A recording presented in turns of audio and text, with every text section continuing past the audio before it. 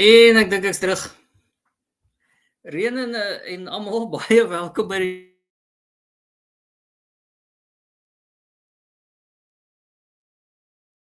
Hein, jy breek kwaai daai kant. Weet jy vir my kan hoorie, maar kom ek vat maar oor goeienaand almal. Die wat nog nie afgeskakel het, baie dankie. Ons is alweer 6 minute oor 8. Baie dankie aan Eskom vir wat julle besig is om ons te doen, maar nou ja, kom ons gaan maar aan. Ek hoop Hein is in staat om vir Angus op te bring. Anders gaan ek net maar met myself moet sit en praat hierso, wat natuurlik glad nie awkward is nie. Maar kom ons maak er maar minder awkward en we live in faith. Kom ons hoop glo en vertrou dat binne die volgende 2 minute iemand anders hier gaan opkom, maar die wat vir ons kyk, baie dankie, goeienaand. Die Ghostbusters loop vanaand wyd rond hier by ons. Weens Eskom en al hulle dinge, maar ja, ons sien uit na 'n groot naweek wat voor ons is by die 6 nasies wat begin. Ons het 'n spesiale gas ook vanaand, een van ons local Engelsmanne. Andy Daniel, hy sal nou opkom sodra hy hom kan opbring. Dis nou maar tegnies, ek gaan nou nie details ingaan nie, maar ja, ons sien uit na groot rugby die naweek. Daar's reeds môre aand 10:00 is die eerste game, Frankryk teen Ierland. Wat in die Stad Velodrome gespeel word in Marseille waar die Franse nie verloor nie. Ek is seker ons sal bietjie later daaroor aangaan. Ek sien hier kom hy nou terug. Hein, kan jy my hoor? En ek kan jou hoor, is 'n fantastiese begin vir 'n show. Ek dink dit is 'n nuwe rekord van hoe mense 'n show moet begin en dankie tog ek kon in die 10 sekondes wat ek sein gehad het jou uiteindelik opkry vir jou monoloog, maar hooplik ons terughou. Eskom het ons met 'n onverwagse shedding getref. So ja, ons probeer dinge aan die gang kry hierso, maar luister, kom ons mors nie verder tyd nie. Is nie ons gewone ouens wat vanaand net alles hoef te praat nie. We've welcomed someone on board to chat a little bit of Six Nations of us. Andy, welcome to the show tonight, and sorry for the bugger up. We'll blame Eskom, mate. We'll blame Eskom. It's all good. Absolutely, we have to blame someone, but in this case, it's absolutely spot on. But that was an absolute nightmare. Unscheduled intervention happened there, and it was beautiful. Angus, jy het nie heeltemal kragprobleme nie. Jy het sommer besluit jy gaan sit buite. Ja, nee. Nine, Hein, Renan, evening Andy. Good to see you again, brother. Jy moet vir een ding sê, nee, jy kan nie sê onverwags van Eskom nie. Expect anything from those people anytime today. Maar ek is baie bly ons is aan boord. Ons kan die show doen vanaand en na sien al die kykers ook vanaand en ek sien uit na goeie 6 nasies chat. Ek dink volgende keer ek het letterlik by die huis gekom en my schedule gekyk en ek het weer so 7:15 my schedule gekyk en I thought I was in the clear, maar klaarblijklik is daar niks soets nie. Before we get stuck into the Six Nations proper, Andy, I want to just bring you in for a quick update there. I mean, we've seen you going, I'm going to call it viral in my word with your project. It's hitting quite the high notes there and it looks like it's really gaining momentum. Just give us a bit of a run through there. I'm not sure if you do it exactly under Scrum 5 or whether you call it something specific, but what you let's say you guys are up to. Let's say it like that. Yeah, there is a few of us, but it's only me in South Africa. So the project is under Scrum 5. It's called Scrum 5 Rugby Recycled, and you may remember a young scrum half called Gareth Simpson who used to play for the Sharks. We've sort of swapped nations, so he's over playing for Saracens at the moment. And obviously I'm over here not playing professional rugby, but he had the same idea as me when he was at school. He was at DHS and they played a rural school, and they had the DHS boys up in Durban couldn't wear their boots because the other team didn't have any, so he wanted to do something about it. So the side of the project called Rugby Recycled is his, so he collects a lot of rugby kit in the UK from professional rugby clubs. Obviously Saracens at the weekend held a whole match day dedicated to the project, which was insane. I still can't quite believe it myself. Brad Barrett jumped on board. Sia Khaleesi, your great leader, even put it into his Instagram story as support, which was amazing. So yeah, we've already had one kit. We work with the UK High Commission. They very kindly get the kit over here for us. And then I put that kit into communities, schools, academies, clubs, whoever really needs it. Very careful of who we give the kit to. I always try and meet the people first, so it's not just not for the gram, not for the Instagram, as they say. Just sending out photos. And yeah, the stories that have already come back just in the local area is incredible. And I'm getting support from all over the place. People like Elma Smith now is, I think she's gonna. I've created a GoFundMe page in the UK, just to help with some of the expenses, really, just like sort of petrol, storage, stuff like that. Nothing major. And she's gonna, as it's her birthday on Monday, for instance, she's gonna stick the GoFundMe page on her page and say if anybody wants to do something for my birthday gift to Scrum 5 Rugby Recycled. So yeah, there's kit manufacturers in the UK that we're about to partner with that are going to come out, possibly tag rugby as well. So there's just loads of people have got jumped on it. I do still have a day job, which is kind of getting in the way, but it pays the bills. So yeah, there's all this kit going to keep coming out, and we're just going to help more and more people, and we're going to grow and grow and grow, and then start help people outside of the Boerland, outside of the Western Cape, and further afield. So, and it's like little stories. Like a lady got hold of me, I bumped into at an airport, and she asked me about like the project or whatever, and we got chatting, and she's ended up grabbing a bag of kit and taking it up to Queenstown in Eastern Cape for me. So the original guys who sort of put me on the path to doing this, who sort of inspired me to do it in the first place. So yeah, brilliant support from everyone. When the kit comes out, the Saracens kit, Brad Barrett's going to help us hand it out. So yeah, it's just, I must say, like, you think you know what the project's about until you actually do it. And like, obviously, Angus is down the road from me, so I'm going to drag him along one night and he can come and hand some kit out with me and see what it's really like, because I know that obviously there's probably people in all of our communities that are struggling to get on the field. And the thing is, a lot of this kit now is helping rugby clubs and stuff keep guys off the streets, keep guys out of toxic environments. I've met a guy who started a sevens team, and like the major crime in his area like decreased so massively because they were all playing rugby. It's insane. So yeah, and then we're like, obviously the two main focuses now is going to be youth kit and women's kit. I don't think I'm speaking out of turn here by saying that the women's game is grossly underfunded in this country by you know who, and it's treated really, really poorly. And if I can get more and more women's kit out here, that grows the women's game in South Africa as well, and also possibly might remove a bit of the stigma, you know, that women shouldn't be playing these sports, which is actually ridiculous, but I have heard it, unfortunately.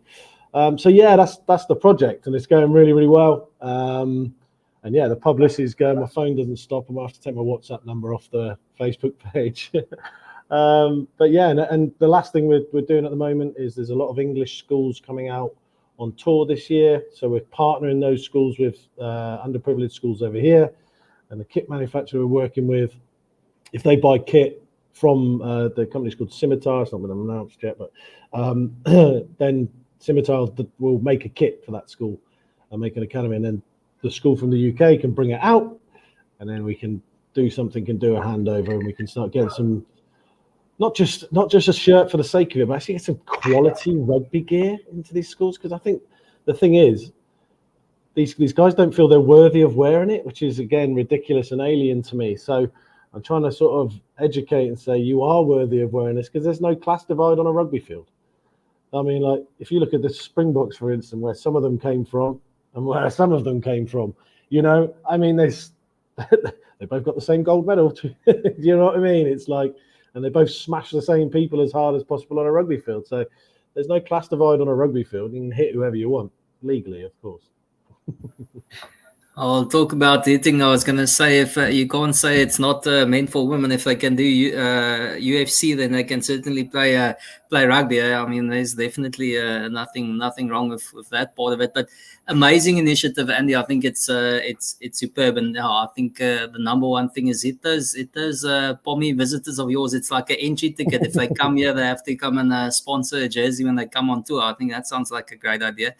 But no, seriously, I think that's awesome. I mean, whether it's women or underprivileged areas, I think anything that gets there shouldn't be a barrier to entry to play the game. And if it is financial or not having kit or not having facilities, I mean, we've seen with Khaleesi as well, if he's in partnership and things like that, just to get people the facilities so they can play the game. I mean, that's the crucial part of thing. That's what we want to sort out. So, I mean, obviously you're in a good enough position of all your groot koppe that you got involved there. So I'm not going to say the Losgemaal is going to try their best to get involved, but we'll definitely try to do our little bit from our side. So we'll definitely get in touch and try and see if we can sometime do something cool around that and try and get something in. But yeah, awesome initiative. And the other thing you said is the old day job getting in the way. I think all us rugby fans can vote on that one. It's such a pity that we need to do something else when we could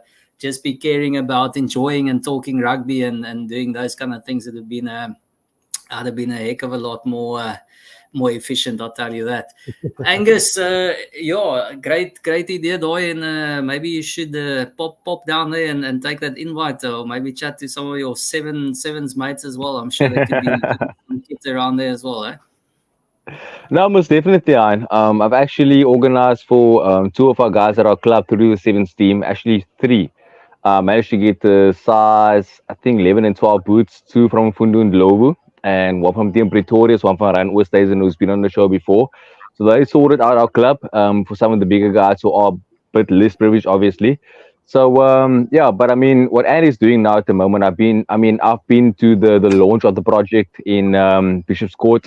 It was an amazing event, obviously. I enjoyed it as well. But I think the main thing that stood out was just the pureness of it.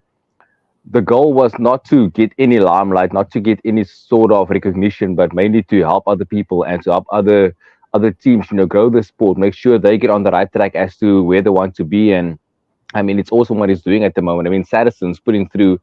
I mean, I wish every team in this country, including the Cheetahs and the Pumas and all those guys, can have these initiatives and say, listen, guys, on the social media pages, like, this is the project we're going to do.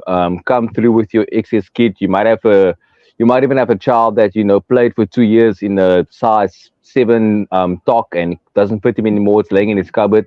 Donate that. Give it to someone else who can actually use it for good use. So it's amazing what Anne and his team are doing, and I hope it goes from strength to strength going forward.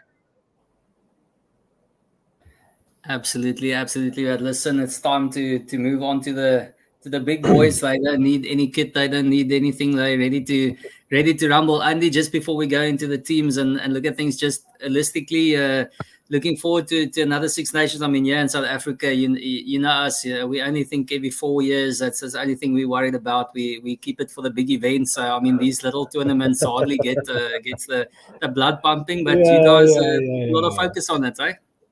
Yeah, but at some point during this tournament, South Africans will surely make it about themselves, as they always do. So, no doubt. Oh, there's Duran van der Merwe again. 1 minute he's Scottish, next minute he's South African, isn't he? It's all the same. Mate, it's like, I don't know, mate. It's like Christmas Eve for us. We love the Six Nations, obviously. I think it's just the rivalries, to be honest with you. And it's evolved so much over the years. It used to be always like 2 teams were really good and then everyone else was shit. But now we're in a position where there's so many strong teams out there. We've got a really interesting dynamic this year with the way Wales are going, which we'll talk about. Some people are sticking and some people are twisting after the World Cup. It's going to be interesting. But it's it. Look, it's a brilliant tournament. I sort of grew up on it, if you like. Always can't wait to get going with the Six Nations, and I love the fact it starts on a Friday night as well, and where it's starting and who's playing in it. I saw an article today from a Northern Irish guy on BBC. I can't remember his name. He's one of the Ulster boys, and he's trying to claim that it's the Friday night will be the World Cup final that everybody wanted but didn't get.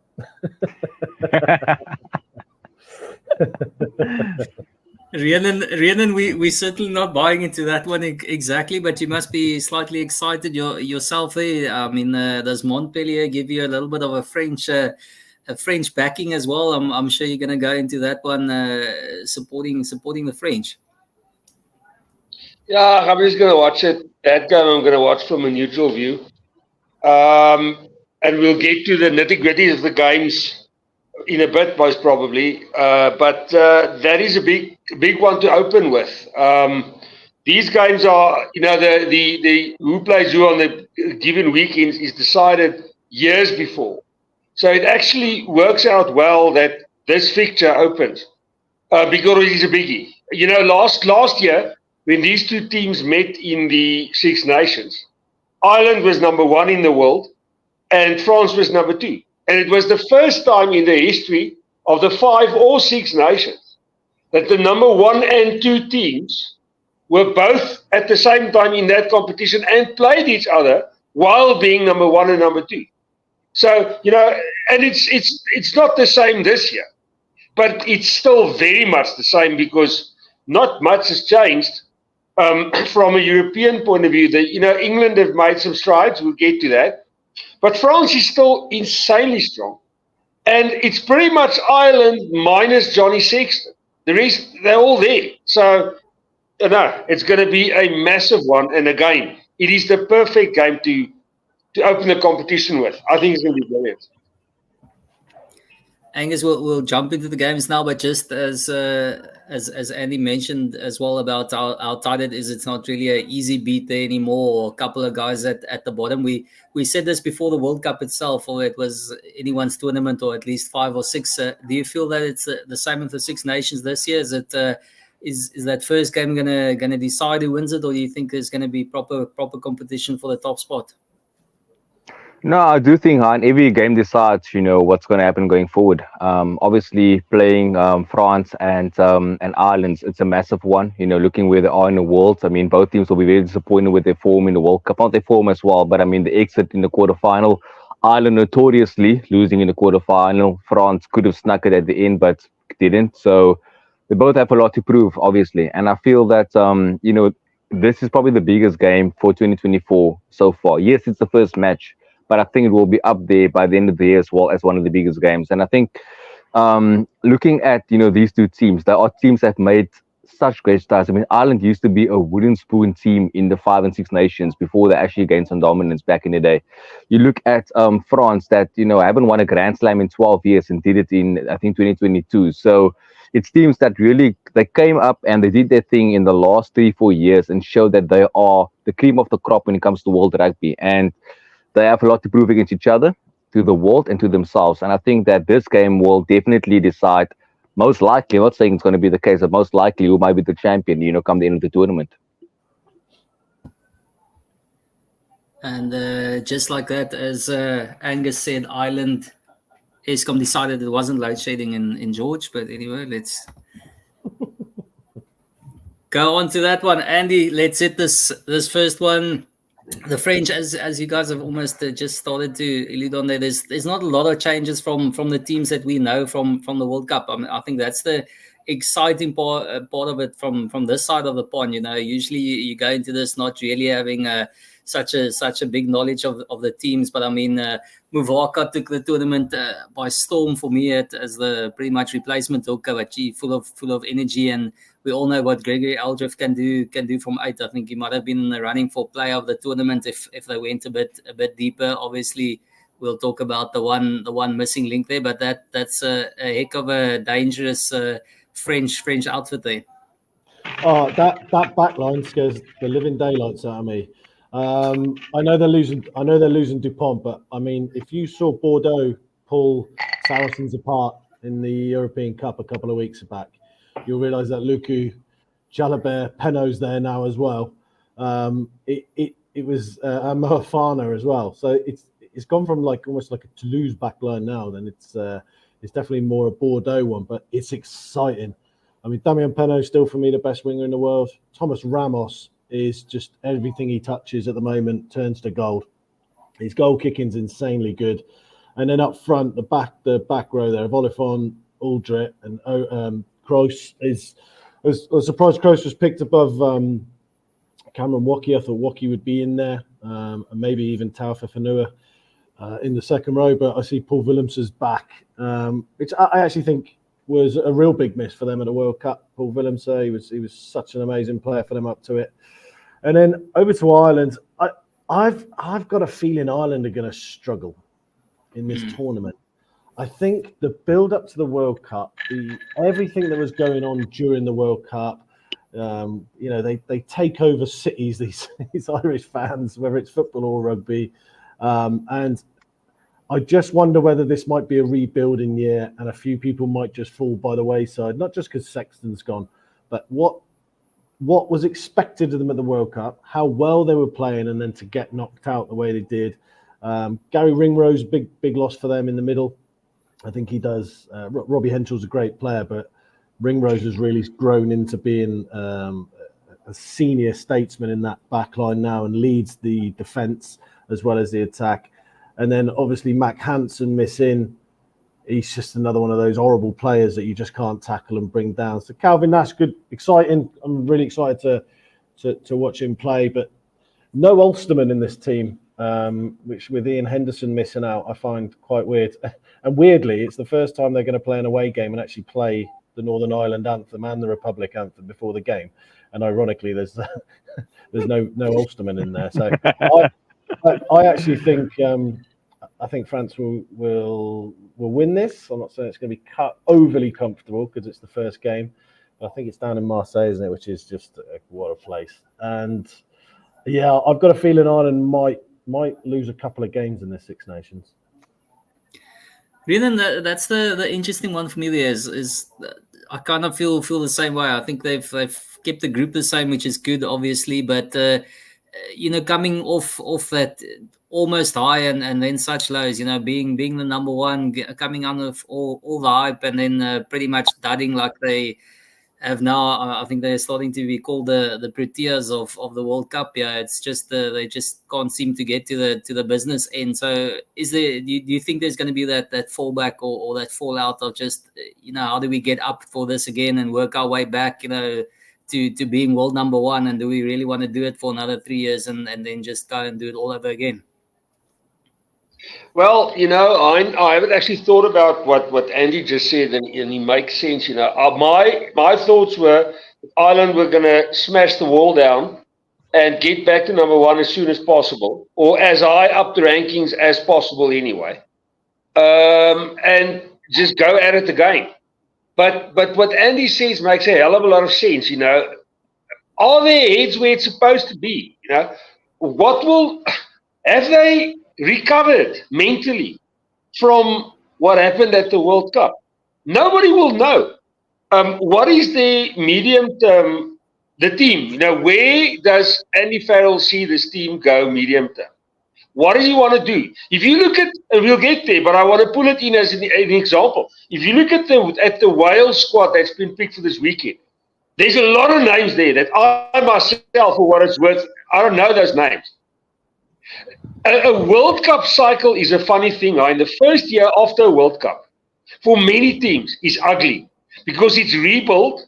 Many questions are asked. The fans don't always understand what the hell is going on. Why is this team losing all of a sudden? But it's more than that. And Andy has touched on it now from an Irish point of view, and I haven't seen it like that, but I see it now because he's painted the picture very well, if I can use that analogy. And really, I think I agree with him. Ireland, not only will Ireland struggle this weekend, they will struggle, there be no question. At the Orange Velodrome, only France wins there. There is no question. They don't lose there. So with that out of the way, now Ireland are going to be on the back foot. They lost their first game. Questions are going to be asked. They may even pick up the odd injury. Let's hope not. You don't wish that on anybody, but we have to be realistic. They could pick up the odd injury. A player loses form. All of a sudden, you're playing catch-up. And yes, then they may well lose the next game. Not well, but the next game, another game. And then all of a sudden, things aren't looking very well. So, yeah, we'll see how it plays out. But for a fact, I'm telling you now, France will win tomorrow night. If this game was played in any other venue in France other than Marseille, Ireland would have had an outside chance. They don't have an outside chance. It's as simple as that. I think our 2019 team's a perfect example of what you're saying there, Ridden. Like, Eddie Jones had a choice to stick or twist, and he stuck, and it didn't work out because there was emotional damage of what happened in the final. There was we got so far, we were playing so well, and then you have that like cut off at the knees game that just 4 years has gone into it. And you can't, the problem is you can't see that emotional scarring on the player. The player's always going to tell you he's in a good place. He's always going to tell you he's fit. You can't physically see it, right? But the problem was Eddie Jones carried on doing it for 3 years, stupidly. So, and I also wonder whether Farrell's just got one eye on the Lions now, subconsciously, and he wants to see whether he can nurse some of these Ireland players through to the Lions tour. He's not thinking about the next World Cup. Andy, if I can come in here quickly, you mentioned something interesting now, and so did Rieran as well. I mean, Gatlin has been doing it for a while now, you know, coaching Wales, and then he got the Lions gig, and then he chooses like half the squad is like Wales players, and it might be the same case for Andy Farrell. What Rieran said now is interesting as well. But what I want to say is that you look at Ireland as a collective, you know, this is running joke, but it's become actually the truth now that they always speak too early. Those losses that might come that we are talking about now, it's not always a bad thing for them.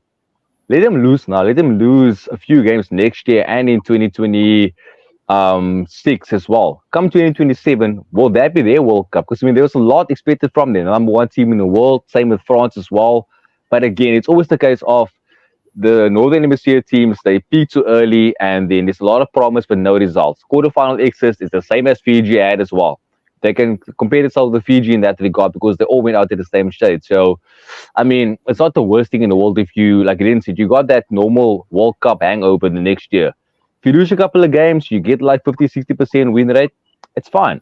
Your only main focus should be the World Cup. Yes, you want to win the Six Nations, you want to win a Grand Slam and all that jazz, but what's the main focus? Do you want the smaller trophy or do you want the big daddy? We all want the big daddy. The Springboks have, yeah. Angus, I hear that argument, but I mean that's putting all your eggs in one basket in the first place. Yeah. And in the second place, it's not like, you know, that comes around once in 4 years. That's as Eddie said, you know, you've almost got Lions focused now, and that's a nice thing about the Lions series. It almost gives you something in between just to focus on. But I mean, if you can say it's not the worst thing in the world to lose, but maybe if you go for a young team and you try something, then it's not the worst thing in the world to lose. But for the same squad, the squad that was up there to come into the Six Nations and then go through what you guys are, you know, losing a couple of games, that's pretty much not good enough. That's not where they want to be. You know, they want to get straight back on that horse almost. It's like you're not having a walking race where everyone's saying, okay, let's race each other, but let's all just walk. You know, it doesn't matter if you're going to have people playing at 75% in the Six Nations. I mean, Andy's going to tell you there, you can talk all the talk about the World Cup, the Six Nations, you still want to win it. You still want to win the big Six Nations trophy. I mean, that's history. Yeah, and I honestly, I don't buy into this 4-year cycle bullshit either. Like, I just want to see my country winning rugby matches. That's how you build momentum. That's how you go and win World Cups. But they build this. We're going to peak in 4 years. No, peak next week. It'll be really cool. I'll enjoy it. Trust me. I'm going to really enjoy it. If you win 75% of your games for the next 4 years, I'm all right with that. I'll enjoy that. You know, if we go to New Zealand and get a result, it'll be amazing. Don't go down there and say, "Oh, well, it's all part of a 4-year cycle." Bullshit. I wish coaches would stop that. There you go. It's like asking Angus to have only one big night a month. You know, you can't do that. You got to peak every weekend. What a week. But Andy, you're wrong there. You have to also keep in mind, Andy, I hear what you're saying about not. You can ignore the whole World Cup cycle thing. I get what you're saying. Winning, well, you're exactly right. Winning builds momentum and all that, but you don't see. Okay, let's go look at the Wales squad. You don't see that 2 years before a World Cup. You don't see major changes and new players being brought in and all that. You don't see it then. You see it now. So from a squad perspective and from bringing in younger players and what, it does make sense to do it now and go through the growing pains that will bring now. Yeah, no. And then that does make sense. But if you look at France, who did not bring in a whole host of players because they don't have to. They've got the squad. They will say, listen, we want to start winning right now. They will have your approach, and rightly so. And that makes it even more difficult to read because every nation, every team doesn't have the same approach. Some are visible. France's approach is visible, I just mentioned it, as is Wales. England is somewhere in between. We don't know exactly what they want from this, other than obviously winning, but they want more than that. They want to try things, and we don't know what they want to try because that's not communicated. That's what makes it interesting, very interesting. From a technical point of view, I love it. Let's go on. We are starting to move towards England ourselves in any case, so let's just tackle him. Andy, to me the big thing is, we've said it a couple of years now, this Italian team is evolving, they're becoming competitive, they definitely fall from easy beats, and it's just a matter of time before they start winning a few games more regularly, I think. And it's a little bit in between of anyone's guess really where this English side is at present. You start to think they've absolutely turned the corner and playing good rugby, and then it's okay, wait, we're not quite there again yet. And also the same with some of the players. There's like a few changes and then still going back to some of the old faithful. Yeah, some of it is his hand has been forced, especially in the backs there. There's Ollie Lawrence has been pulling up trees for Bath this season. He was a shoe-in for that 12 shirt. I think Slade, I've eaten a bit of humble pie. I'm not a massive Henry Slade fan, but the way he's led Exeter this year with no resources, young players coming through. You see Faye Waboso on the bench there, and Ethan Roots coming in. These are young guys that have come through, and it looks like Slade sort of dragging them with him, and they've had some amazing results this year. So, bit hamstrung, I think. Obviously, Marcus Smith would have started at 10, no doubt about that, and I think he would have had Ollie Lawrence at 12, which would have made this a very, very different looking England team in the way that we play. Fraser Dingwall, Tommy Freeman, if anyone's watched Northampton Saints this year, have been an absolute joy to watch. I can't also get over the fact that Courtney Laws has gone and the way he's playing at the moment. But to put my focus on Italy, I'm genuinely worried about this game. Because obviously we've made some changes. I'm glad Underhill's back in. Earl Roots has obviously got it. But look at that back row of Italy. Lamaro, Canoni, and Negri. That's scary. That's a scary back row. It's brutal. And then obviously the Garbisi brothers in there. But the back line, again, Monty Ioane.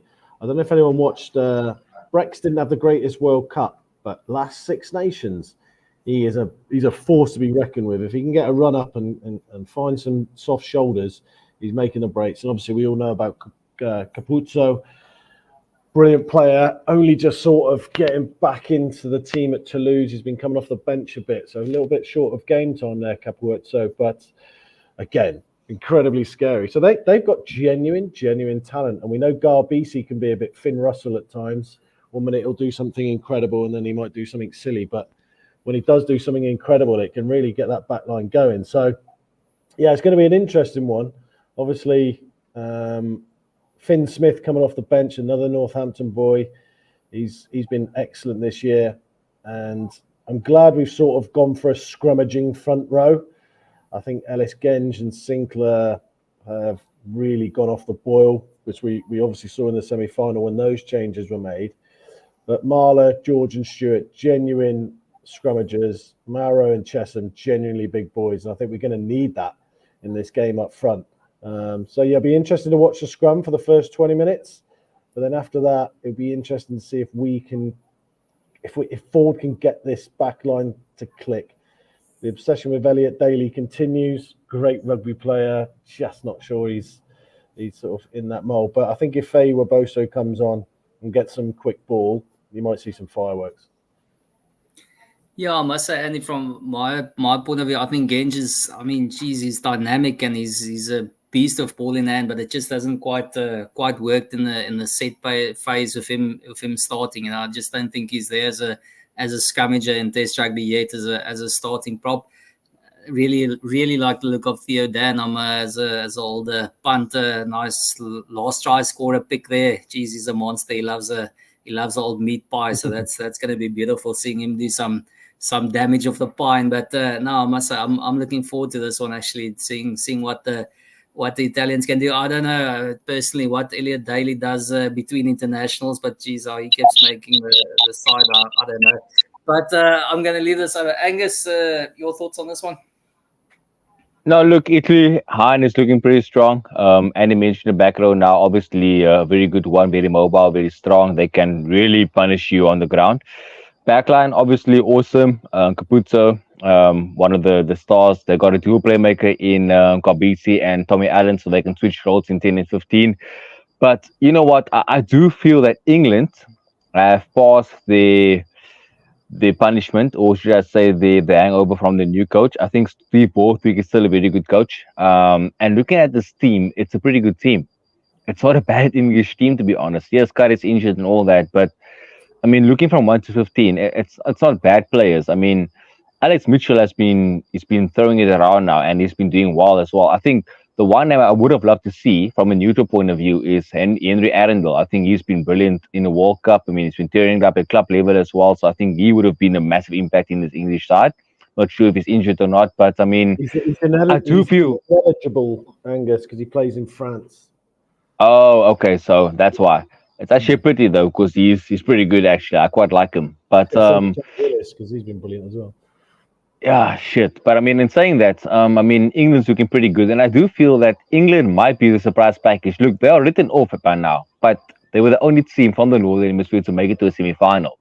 That's the reality of the situation. So I think they really pushed the Springboks hard in that game, and it could have gone either way. You know, I think had it not been for a last-minute penalty, had I think the fullback at the game, I'm not sure who it was the point in time, had he not missed that Geoffrey Stewart, had he not missed that high ball and knocked it on, there would have been no scrum, and they might have made another World Cup final 2 years in a row.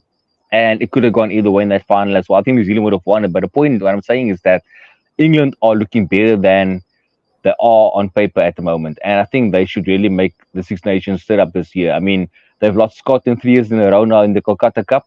They want to make that right as well. And I think there's a lot to play for. So, I mean, Italy is not a big hurdle for them. I mean, Italy will put up a fight for the first, say, 30 minutes first half. But, I mean, come second half, it might be a different story. And they should get the 5 points on the day. I just want to bring one thing in here. One thing that I picked up is that Paolo Garbisi was actually, he's now going to Toulon, but it was a trade. It's the first time I've ever seen this in rugby, a trade deal. He was traded for their hooker. He has no say in it. Toulon bought his contract. So how will that play on his mind? Remember, when he came to Montpellier, he took Andre Pollard's place. They moved Pollard to 12 because they felt that Garbisi was the better player, believe it or not. Now they traded Garbisi. They don't rate him anymore. Now, okay, this is Italy. This is not Montpellier or Toulon for that matter. But that will play in on his mind. It will be interesting to see if that manifests on the field. I hope not, but time will tell. Montpellier got rid of everybody, though.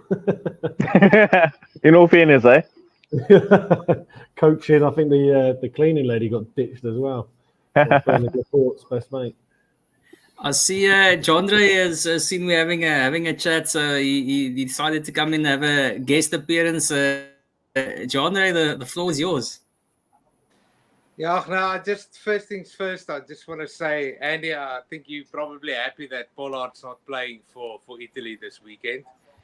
But yeah. There you go. Note it down. I said in the beginning of the thing that South Africans will make this tournament about themselves at some point. 2044 on the eve of the tournament. Congratulations, honestly, JJ. Mate, I just want to say congratulations to what you're doing with Scrum 5. It's absolutely amazing.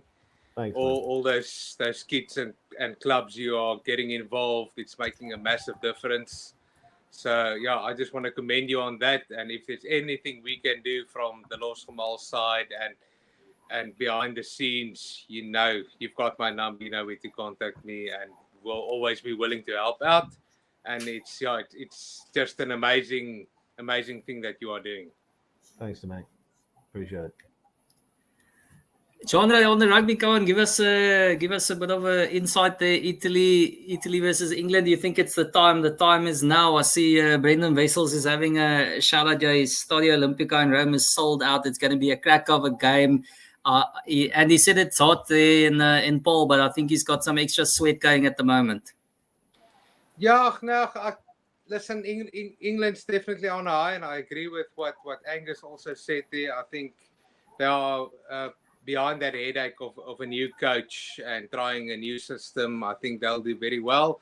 And I think with the Farrell news now coming out, it's at the best time for them.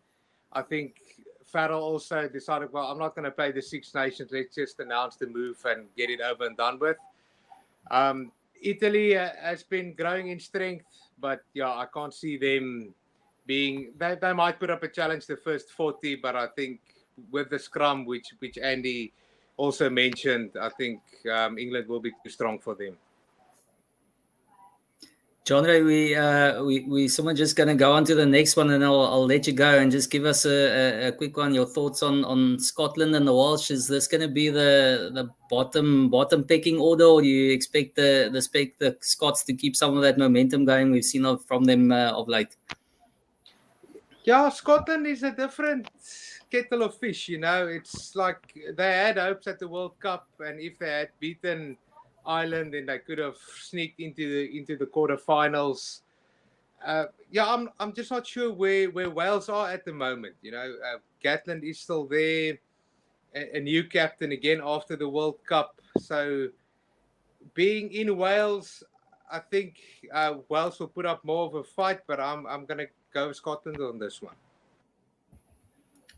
Thanks, Andre. Gonna bring Angus, you back? Hey, I'm back. I'm back. You're back in it. Let's go on to this one. Rhiannon, maybe take us away for the start. We on this theme now at the moment, so we might as well keep it going. Andy opened the door for the South Africans, or Genre, I don't know, smashed the door down. So Piers Kuman, we've got our nice Carl Steyn, and we'll claim Hugh Jones properly. Duan van der Merwe, it's the South African second team playing here. So I mean, we're excited. Yeah, it's great. Never thought that they would come to have a Scotland team with a Kuman, Steyn and van der Merwe in it. But here we are. But, on a serious note, it's good. It's there. You can read it. But on a serious note, though, looking beyond that, you look at consistency in team selection, and again, I've now touched on Wales. They're going the rebuild now, the way I read it, which is perfectly fine. Everybody does that at some time. It's unavoidable. You have to rebuild, even if it's only in a small way. No player plays forever, so that rebuild will come. It's asked. Only question asked is how big is rebuild? How many players? So Scotland is very much unchanged. Not unchanged, but still, we know most of those names. And yes, the game is played. I think it's played in Cardiff. Yes, it's played in Cardiff, and the roof will be open. By the way, I saw that just before we came on air. So it's played in Cardiff. Wales is a tough nut in Cardiff. We know that. They beat big teams there. They don't take kindly to losing in front of their home nation and in front of their fans. And just on that point, I watched a while ago, some time ago, I watched a conversation, interview with John Hughes, the legendary Australian captain, and they asked him which was the most intimidating stadium that he's ever played rugby in, and he says the Principality. Those red shirts of the fans and the whole place, it just gets to you as a player, as an opposing player. But if you look at that you put that in perspective, the Wallabies, they don't play there that often. Scotland plays there every second year. So they are used to this. The senior players have played in Cardiff, in the Principality Stadium, a few times already. So they know what to expect, and they know how to handle it. And they can, in a sense, they can also prepare the less experienced players for this. So I do think I have to agree with John Ray. Scotland will take this, but not by much. They're going to have to work for this. But I just think they've got too much for Wales here. Angus, I'm probably getting a soft at an old age or something, but it's quite scary to think these guys up north. I mean, we talked about salivating about the French backline. I mean, we all know the Irish backline and how they can play when they really get going. And gee, if I even and he said it could have been an even more exciting English backline if they had some of those guys available. And now if you look at the Scots, I mean, they've got the Mercurial, Finn Russell pulling the strings, Duan van der Merwe, absolute monster. Tupiloto has been, he's been a revelation there in the midfield as well. And it's definitely some firepower there as well. And as I said, it's quite scary to think that this is the Northern Hemisphere sides that we usually thought are a little bit more boring, a little bit more slower rugby up north. And they, I mean, it might have gone to South Africa a little bit to be more... I'm not going to say boring, but more, I don't know, predictable. But it looks quite exciting. Conservative. No, it's definitely boring. Sorry, go on. Okay, just like that, as Angus had. Angus, there we go.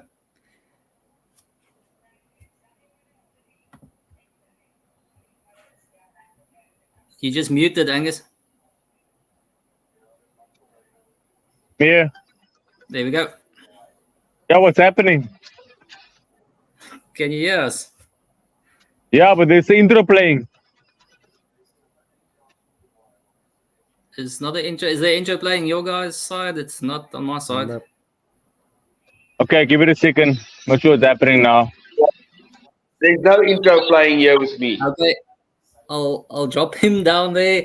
Andy, your side, the Scottish backline in particular. I mean, I think we saw from the World Cup, it's kind of like they can talk it up, they can look to muscle up, but it's at the front where they just come up a little bit short. But backline wise, there's nothing to shy away from there for the Scots. They can take on most. Yeah, like you said, they've lost a bit in the back row. I'm very surprised. Like people like Hamish Watson and stuff like that have been like genuine jacklers over the ball, especially with Tommy Raffel playing, who's just like the king of getting over the ball at the moment. But the back line, Ben White, brilliant rugby player, brilliant rugby brain, great scrum half. Finn Russell, as we know, can win you a game, can lose you a game, but geez, he's good to watch. I'm so pleased Hugh Jones has found form again and not had any injuries for a while. One of my favourite players to watch. So clever, so clever. I know he's a UCT boy and all of that, but such a clever rugby player. And I'm going to be controversial now. I'm never a fan of Stuart Hogg. He could do the odd thing brilliantly, but he was just a liability on and off the field, allegedly. But it's so interesting how that Gregor Townsend's made Finn Russell captain. I mean, he was in the wilderness a couple of years ago for going for a couple of pints, and now he's sort of kingpin.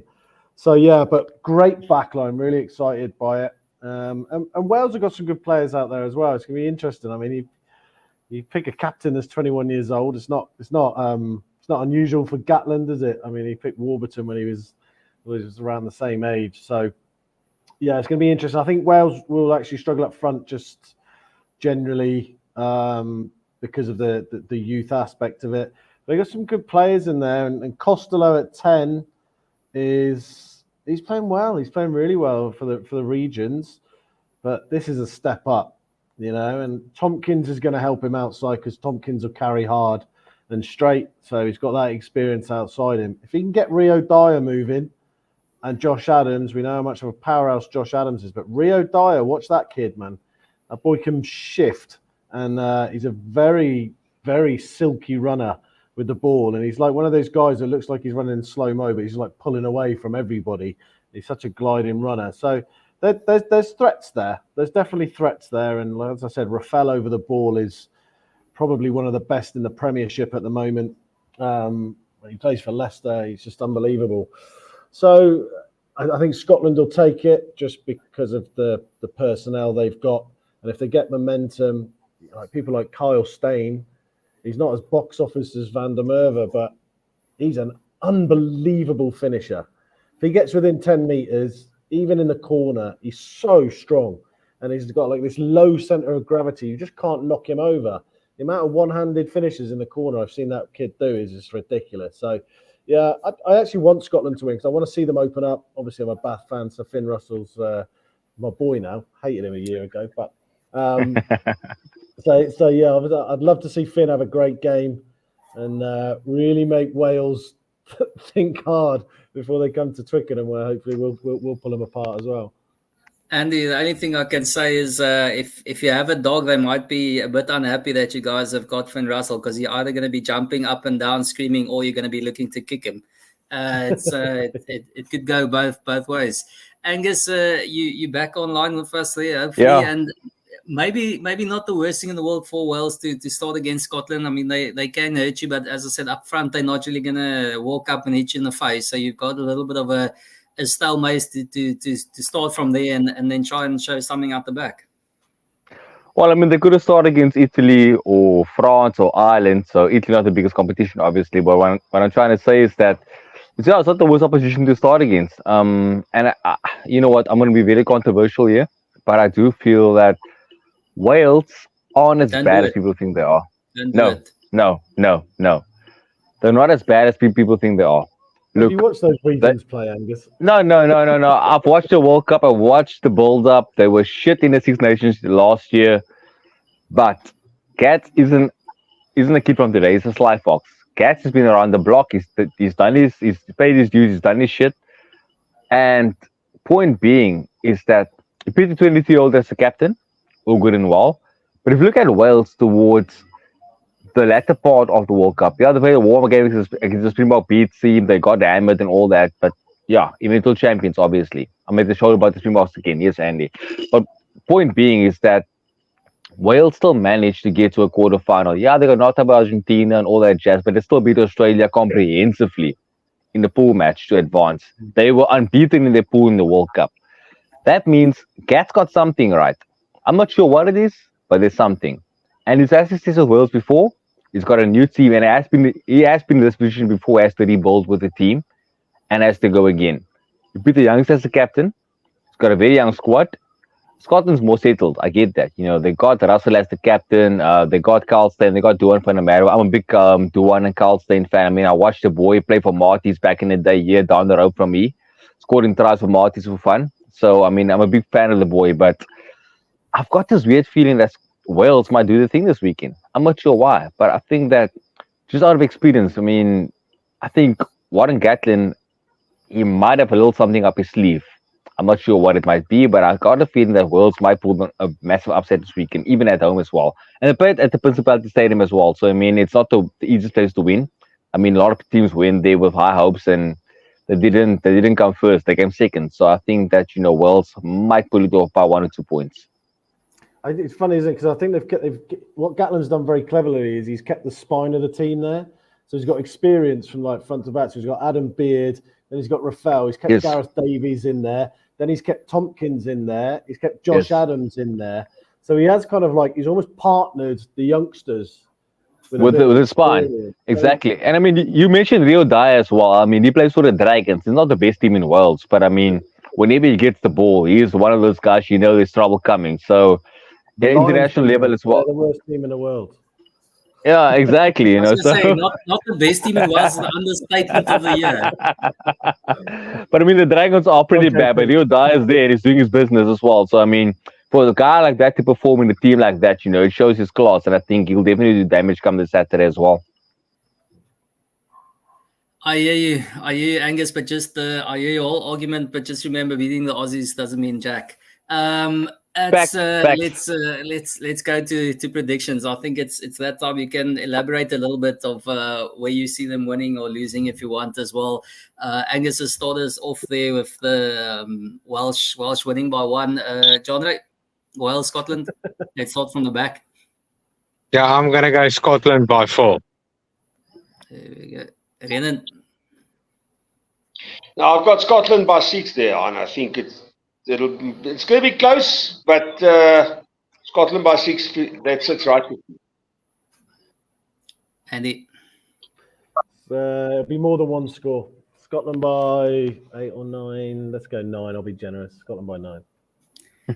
Yeah, I got to say I'm much more in Andy's camp there. Scottish by 10. I think making Finn captain could be a good one. It's Wolfskaapwag today, but it might just calm him down a little bit and give him a bit more responsibility. Good call. I can't see this Welsh living with them. Italy and England, Andy. England by, I might stay conservative on this one. First game of the Six Nations, 13. Oh God, I don't know if I'm being brave there. You're conservative, you say. Rhiannon? Now, I actually also have England by 13. Andy, you bastard, you copied my work. But I think initially, that Italy back there that Andy highlighted earlier, they're going to cause havoc initially. England, this game will start off interesting, but it's going to be same old Italy. 60 minutes, England will take it. So I've got England by 13 as well. John, this poor game is going to start interesting, but apparently not end interesting. Who do you think takes it? England by 15 plus. They'll just ride that wave and get rid of the disappointment of that semi-final exit and just go on from there. So, no, I think England's definitely going to be one to watch. I know this whole Six Nations, they say that the final is being played tomorrow evening between France and Ireland. But I'll just say watch out for England. Yeah, look, I think England will actually be quite dominant. I think after the World Cup, they've proven that they can be a dominant force. Obviously, the semi-final against the Springboks was a massive game. They could have won it, like I mentioned before as well earlier. So I'm going to go England by 22. I'm going to put my head out here and put England in a camp where I normally wouldn't put them, but I feel Italy, being Italy, you can't expect too much of them. And if you do, you're probably an idiot. But yeah, England by 22 at least. Okay, Angus, call me an idiot. I'm expecting much from the Italians. I'm backing them to make this hard slog. I think England will scrape through in the end. 5-point win for the Poms there. I think it's gonna be a tight one. I'm looking forward to this one. But the one I'm looking forward to most, and he said it's a Friday night game. It's going to be beautiful. You can you don't even have to start the fire. The Cape Townians, they'll start the fire at that stage. The rest of us will just be ending the fire at that stage, having a dessert of a whiskey or something there, and probably make it an Irish one. Angus, you think it's time to bring out a single malt? Well, which one? Yeah, but I do think, it's a tough call. Honestly. I think that I don't have a lot to prove. After the World Cup, the hype, 18 games in a row, they won. There was a lot of expectancy on them, and I think it also played a part in the exit as well, because there's a lot of pressure on them. But I think the mistake Andy Farrell made in selection was to keep the same team week in and week out. He picked the same team for a weaker game, a tough game, and at the end of the day, in the quarterfinal against the All Blacks of all teams again, as in 4 years prior, against the All Blacks, it was the same old story, and I think that's the one mistake he made, and I think he would have learned from that as well. Ireland, France, France playing in Marseille, didn't say this well. It's not the easiest place to win. We saw when the Springboks played there in 2022. Even after a red card with Peter Steph going off the field as well, they could have lost that game, but they managed to pull through with Dupont also getting sent off in the 60th minute. France is a bastard. We were lucky to beat them there, but it's hard to go against the home team. We're not sure at home, so I'm going to go with France by 5. Genre, is France a bastard? Definitely not, as the box showed. No, so my biggest question here will be is France going to miss Dupont more than Ireland is going to miss Sexton? And I'm not so sure. We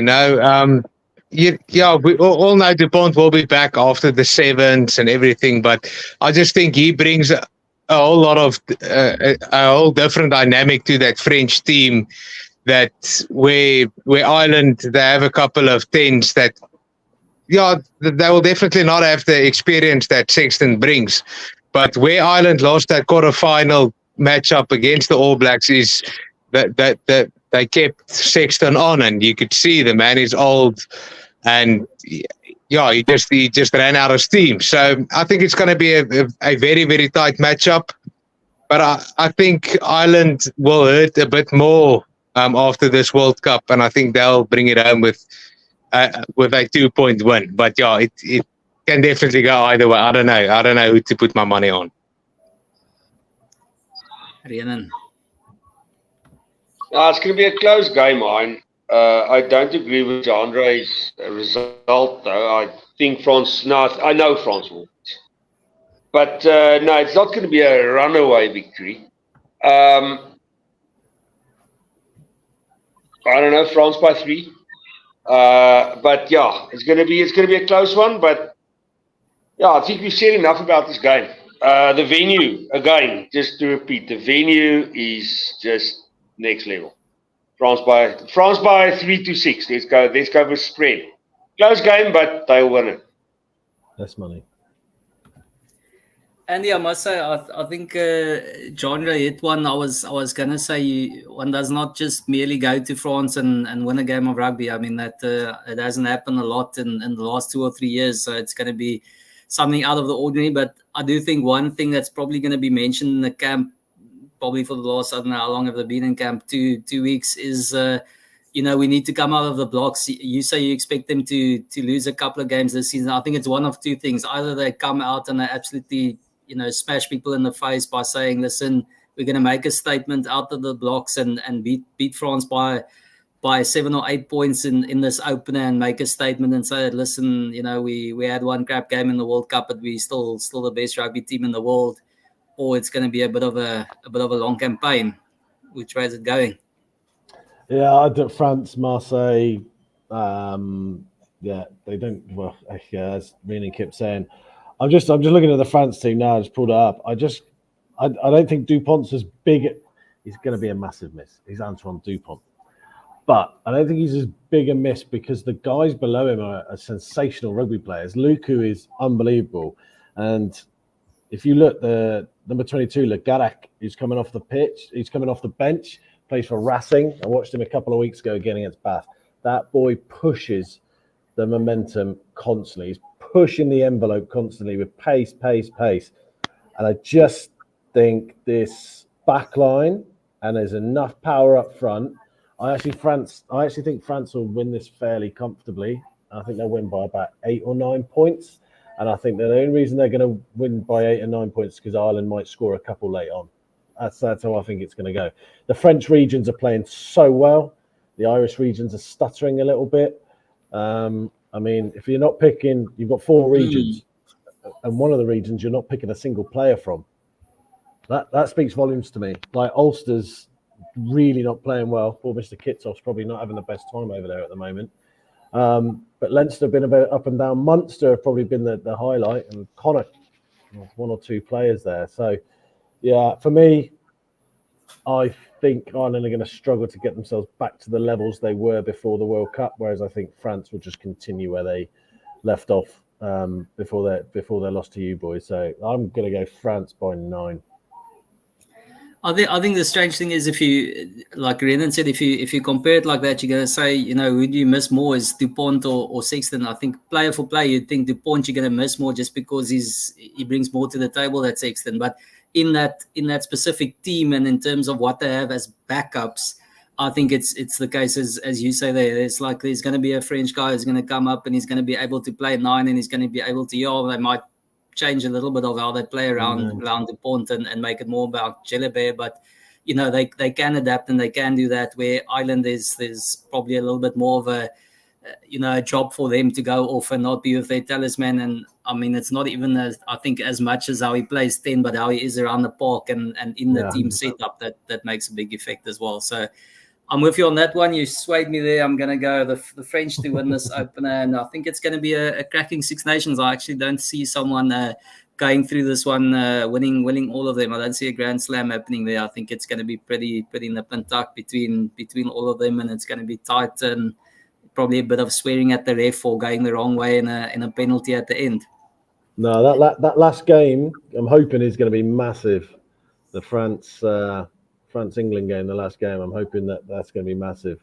England should pick up a bit of momentum off the first 2 weeks, go away, bring the players that are slightly injured back in, your Marcus Smiths, and then let's hope I'm hoping that we'll be 2 from 2 off the first weekend, and then it's game on. And it's Scotland away, Ireland home. And then, geez, anything can happen in a decider. So you never know. Maybe I'm being a bit optimistic. But Andy, you never know. Listen, thanks some more for the chat. You brought all the Losgemaal boys out for a quick yarn, so it was great. And we always love having you on. They all want a pair of boots, Hein. They're all after a pair of boots. That's what they're wanting. Don't donate the Saracens ones. We've got some. We'll give you other ones. They're all Saracens fans now. Did you hear? They've all been texting me. Absolutely. Cheers, mate. Have a good one. Great having you on, and we'll see you sometime again. Everyone, thanks for joining us on the Losgemaal. We'll see you again next week to chat rugby. Sien jou donderdag aand op die Losgemaal.